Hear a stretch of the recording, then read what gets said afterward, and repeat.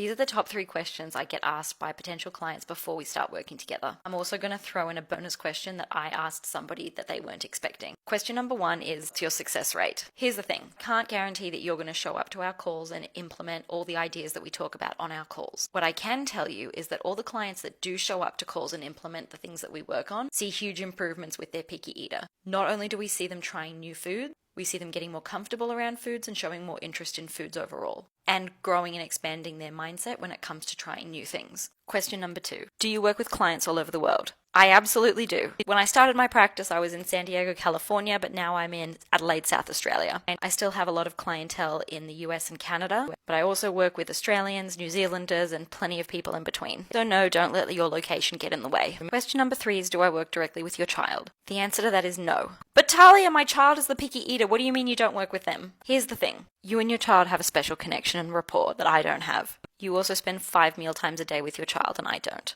You're the one that's there to comfort them when something goes wrong. You're the one having the conversations around food with them. You're the one sitting at the table with them. Since I don't do those things, it's more important for you as the parent to know what to do in those situations. Because I can do a lot of things, but unfortunately I cannot do that for you.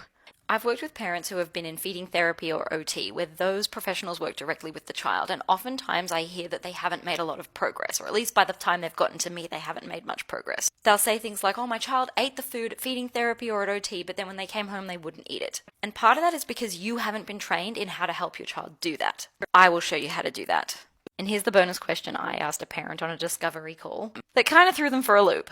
When we were all done talking about how I could help a 4-year-old, possibly neurodivergent child try new foods and stop making separate meals, I asked her, hey, does your partner also have the same concerns as you, and are they on board? She said, well, they do have the same concerns, but he sort of thinks that it's just going to get better on its own, and it is starting to get better. This mum said that her little boy was more willing to try new foods recently. And I said, okay, great. What's your plan to make sure that your child tries the new food and then continues to eat that vegetable? One of her other goals was to stop making separate meals. And so I asked her, what's the plan for that? Do you have a roadmap to get you from where you are now to where you want to be, which is not making separate meals and having your child actually eat a fruit and a vegetable? She kind of looked at me and she said, no, we don't have that plan or roadmap. So I told her the story of a client that I had just started working with a week earlier who also has a 4-year-old child and who does have ADHD. One of their goals was to stop their child eating in front of the TV, which he has been doing for months and months, and actually coming to the table to eat together. They achieved those goals in less than a week, with no meltdowns, I might add, by implementing the strategies in our first call.